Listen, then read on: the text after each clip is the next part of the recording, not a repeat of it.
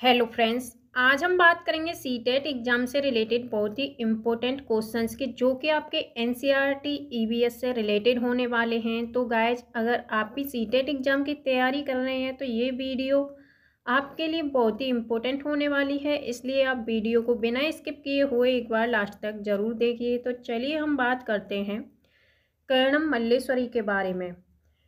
क्या तुमने अखबार में इनके बारे में पढ़ा है? कर्णम मल्लेश्वरी एक वेट लिफ्टर यानी भारोत्तोलक हैं। ये आंध्र प्रदेश की रहने वाली हैं और इनके पापा पुलिस में हवलदार हैं। जब ये 12 साल की थीं तभी से वजन उठाने का अभ्यास करने लगीं। अब वे एक बार में 130 किलोग्राम तक वजन आसानी से उठा लेती हैं। कर्णम ने भारत के बाहर 29 मेडल जीते हैं। उनकी 4 बहनें भी रोज़ वजन उठाने का अभ्यास करती हैं। नेक्स्ट टॉपिक है आपका मधुबनी पेंटिंग। चित्र में डिजाइन को मधुबनी कहा जाता है। यह लोक कला एक बहुत पुराना रूप है। बिहार में एक जिला है जिसे मधुबनी कहा जाता है, उसी के नाम पर इस पेंटिंग का नाम पड़ा। ये चावल के पाउडर के पेस्ट से पेंटिंग बनाई जाती है जिसमें कि रंग मिलाया जाता है। इन्हें बनाने के लिए नील, हल्दी, फूलों और पेड़ पौधों आदि के रंगों का उपयोग किया जाता है। चित्रों में इंसानों, जानवरों, पेड़ों, फूलों, पंछियों, मछलियों और अन्य कई प्रकार के जानवरों को दिखाया गया है। बेलबनका गांव कर्नाटक में है। गिजुभाई बधेका गुजरात में रहते थे। उन्होंने बच्चों के लिए कई कहानियां लिखी। एक भारतीय रॉबिन अपने अंडे सड़क के किनारे पत्थरों के बीच में देता है। कोयल कोए के घोंसले में अपने अंडे देती है। पक्षी अपने अंडे देने के लिए घोंसले बनाते हैं। चूजे बड़े होने के बाद अपना घोंसला छोड़ देते हैं। नलमदा आंध्र प्रदेश में है। हिलगुंडी गांव कर्नाटक में है। हिलगुंडी में बच्चों की पंचायत को भीम संघ कहा जाता था। बरगद के पेड़ के बारे में, जो लटकती हुई शाखाओं की तरह दिखता है, वह वास्तव में इस पेड़ की जड़ें होती हैं। डेजर्ट ओक यानी रेगिस्तानी ओक एक पेड़ है जो ऑस्ट्रेलिया में पाया जाता है। ओक के पेड़ की जड़ें गहराई तक जाती हैं और पानी पेड़ के तने में जमा हो जाता है। नेक्स्ट पॉइंट है असम में चावल की नई फसल के अवसर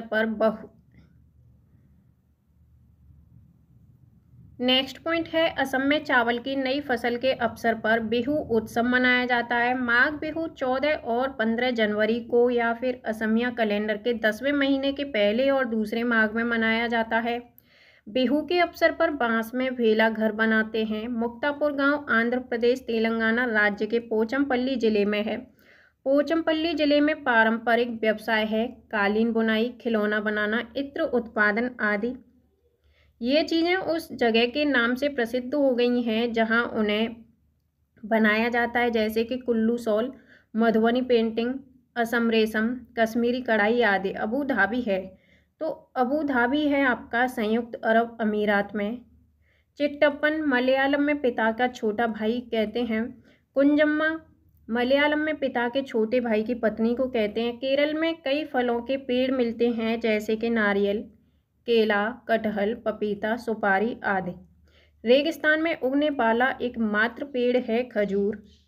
केरल में विभिन्न मसाले मिलते हैं जैसे कि तेजपत्ता, इलायची, काली मिर्च आदि। गरम मसाला छोटी और बड़ी इलायची, लौंग, जीरा, दालचीनी, काली मिर्च, सौंठ आदि से बना हुआ होता है। लेफ्टिनेंट कमांडर वहीदा प्रिज्म भारतीय नौसेना में एक डॉक्टर हैं। लेफ्टिनेंट वहीदा परेड का नेतृत्व करने वाली पहली महिला हैं। वहीदा प्रिज्म जम्मू और कश्मीर के राजौरी जिले धन्नड़ी से हैं। नेक्स्ट पॉइंट है परेड में कुल आदेशों की संख्या 36 होती है। प्रिज्म ऐसा कांच होता है जो 7 रंगों को दिखाता है। तिब्बती, जिसे भोटी भाषा भी कहते हैं, लद्दाख में बोले जाने वाली एक भाषा है। भोटी भाषा में माँ को आमाले कहा जाता है और भोटी भाषा में पिता को बावाले कहा जाता है। रेशम का कीड़ा अपनी मादा कीड़ा को उसकी गंध से कई किलोमीटर दूर से ढूंढ सकता है। चींटियां चलते समय जमीन पर कुछ ऐसा पदार्थ छोड़ती हैं जिसे सूंघकर पीछे आने वाली चींटियों को रास्ता आसानी से मिल जाता है। मच्छर हमारे शरीर की गंध, खासकर पैरों के तलवों और हमारे शरीर की गर्मी से हमें ढूंढ लेते हैं। सड़कों पर कुत्तों की अपनी जगह बटी हुई होती है। एक कुत्ता दूसरे कुत्ते के मलमूत्र की गंध से जान लेता है कि उसके इलाके में बाहर का कुत्ता आया हुआ है।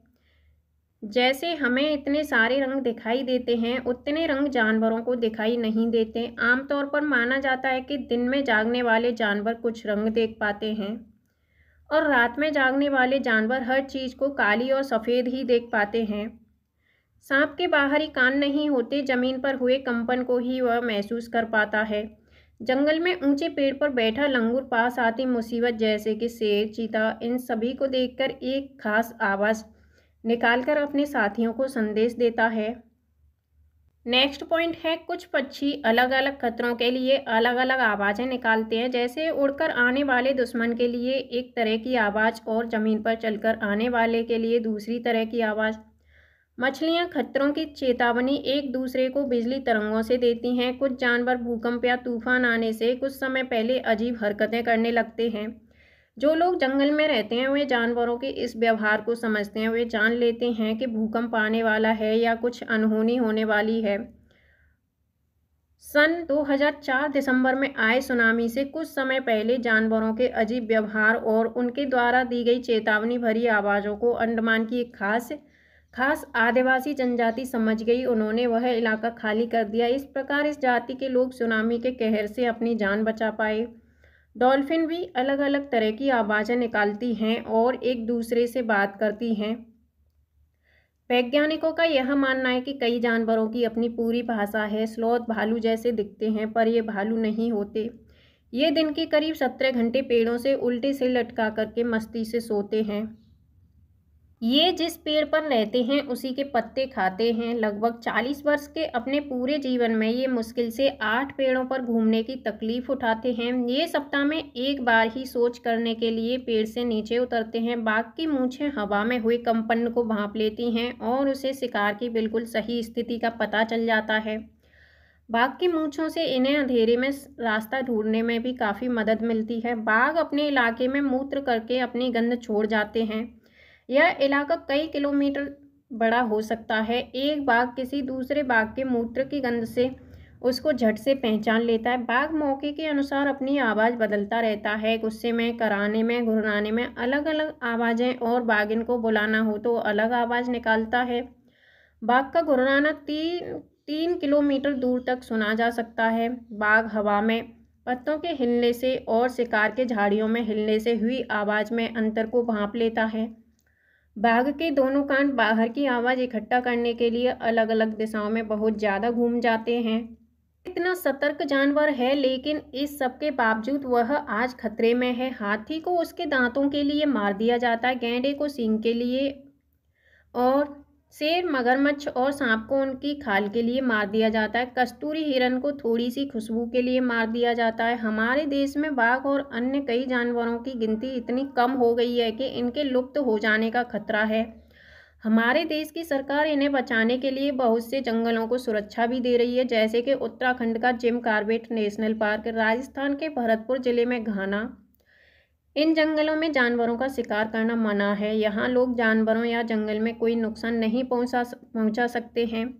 सपेरे लोगों को कालबेलिया कहते हैं। कालबेलिया डांस आपका राजस्थान राज्य का फेमस है। कालबेलिया नाच में भी सांप जैसी मुद्राएं होती हैं। हमारे देश में पाए जाने वाले सांपों में से केवल चार तरह के सांप ही जहरीले होते हैं। ये हैं आपके नाग, करेंत, दोबोइया, अफाई।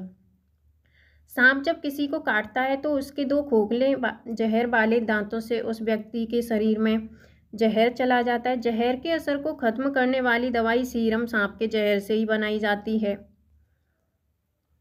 और यह दवाई सीरम सभी सरकारी स्वास्थ्य केंद्रों पर मिलती है। आमतौर पर हमारे पेट के अंदर का तापमान लगभग 30 डिग्री सेंटीग्रेड होता है। हमारे पेट का पाचक रस एसिड अम्ल की तरह होता है। कालाहांडी में सबसे अधिक चावल पैदा किया जाता है, फिर भी यहाँ के लोग भुखमरी का शिकार होते हैं। आत्रेयपुरम गांव आंध्र प्रदेश में स्थित है। दी गई तालिका में एक तरफ खाने की कुछ चीज़ों के नाम दिए गए हैं और दूसरी तरफ उन्हें 1-2 दिन तक खराब होने से बचाने के कुछ घरेलू उपाय बताए गए हैं। तो चीज़ें और घरेलू उपाय, हम इसकी सहायता से इन चीज़ों को कैसे सुरक्षित रखते हैं। दूध को हम उबाल के सुरक्षित रखते हैं। पके हुए चावल को एक कटोरे में डालकर पानी के बर्तन में रखते हैं। हरे धनिये को गीले कपड़े में लपेट करके रखते हैं। प्याज और लहसुन को खुले में रखते हैं और नमी से बचा कर रखते हैं। अचार रखने से पहले शीशी या कांच के जार को धूप में सुखाया जाता है ताकि शीशियों में से नमी निकल जाए। अगर शीशी में थोड़ी सी भी नमी रह जाएगी तो अचार खराब हो जाएगा।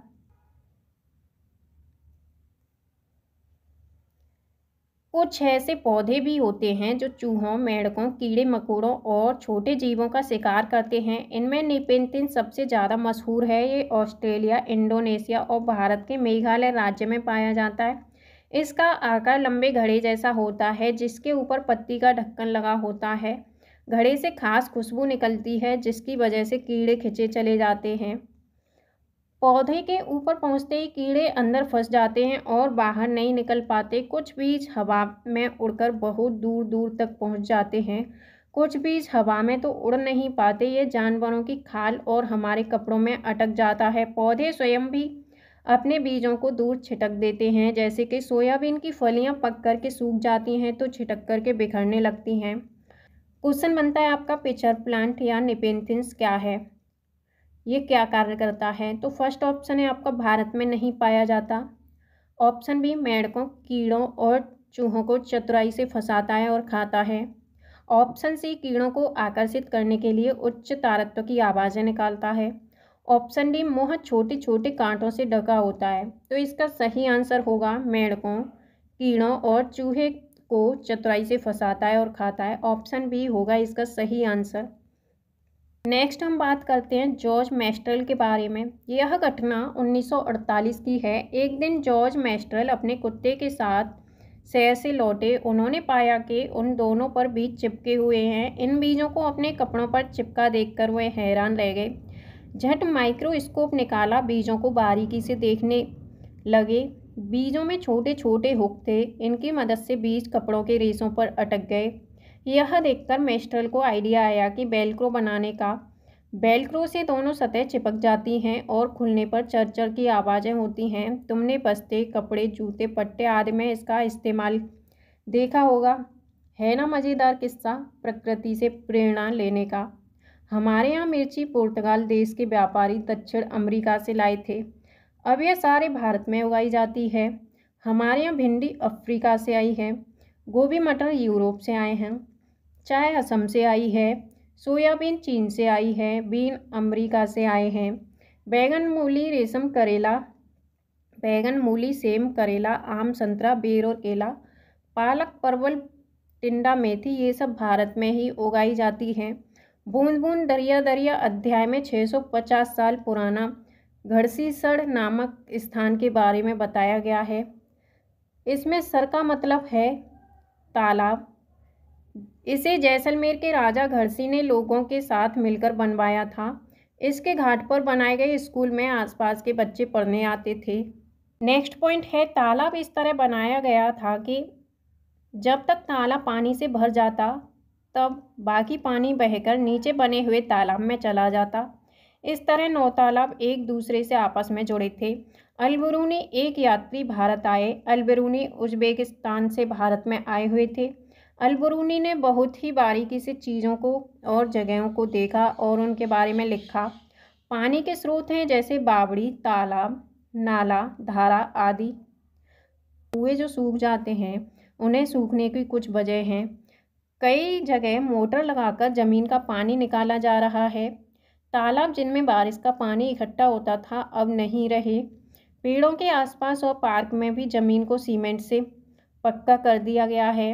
दड़की माई राजस्थान के अलवर जिले के एक गांव में रहती हैं। तरुण भारत संघ नाम की एक संस्था ने दड़की माई के तालाब बनाने में मदद की। वैसे तो सभी सागरों के पानी में नमक होता है, लेकिन मृत सागर दुनिया का सबसे नमकीन सागर है। इतना नमकीन कि लगभग 1 लीटर पानी में 300 ग्राम नमक यहाँ मिलता है। मृत सागर में हम ऐसे तैर सकते हैं जैसे आराम से लेटे हों, यानी मृत सागर में हम डूबते नहीं हैं। अब हम बात करते हैं दांडी यात्रा के बारे में। तो ये घटना 1930 की है। भारत की आज़ादी से पहले बहुत सालों से अंग्रेज़ों ने आम लोगों के नमक बनाने पर रोक लगाई हुई थी। ऊपर से नमक पर भारी टैक्स भी लगा दिया था। टैक्स यानी कर। इस कानून से तो लोग अपने घर के इस्तेमाल के लिए भी नमक नहीं बना सकते। भला बताओ, नमक जैसी चीज़ के बिना गुजारा कैसे हो? लोगों को मजबूरी में दुकानों से महंगा नमक खरीदना पड़ता था। इस बात से लोग बहुत नाराज़ थे। गांधी जी का कहना था, जो चीज़ें हमें कुदरत ने दी हैं उन्हें बनाने में बंदिश कैसी। उन्होंने लोगों के साथ मिलकर अहमदाबाद से दांडी के समुद्र तट तक एक लंबी यात्रा की और इस गलत कानून को तोड़ा। जानते हो नमक कैसे बनाया जाता है? समुद्र के पानी को ज़मीन पर क्यारियों में भर दिया जाता है। तेज़ धूप में पानी सूख जाता है और नमक के ढेर वहीं रह जाते हैं। अगला पॉइंट है, कांच की स्लाइड पर खून की बूंदें मलेरिया मादा मच्छर एनाफिलिस से फैलता है। डॉक्टर मरियम स्लाइड को माइक्रोस्कोप या सूक्ष्मदर्शी से देखते हुए इस माइक्रोस्कोप से एक चीज़ 1000 गुना बड़ी दिखती है, इसलिए खून के अंदर की बारीकियां साफ दिखाई पड़ती हैं। कई माइक्रोस्कोप से तो इससे भी ज़्यादा बड़ा दिखाई देता है। मलेरिया की दवाई। तो मलेरिया की दवाई बहुत पुराने समय से सिनकोना पेड़ की छाल से बनाई जाती है।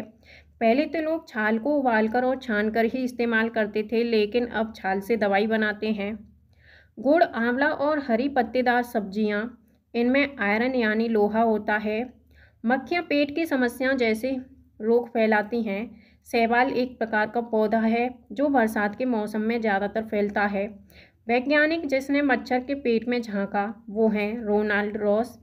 जब लोग मलेरिया के बारे में नहीं जानते थे तब लोगों को पता लगता था कि यह खराब हवा की बीमारी है।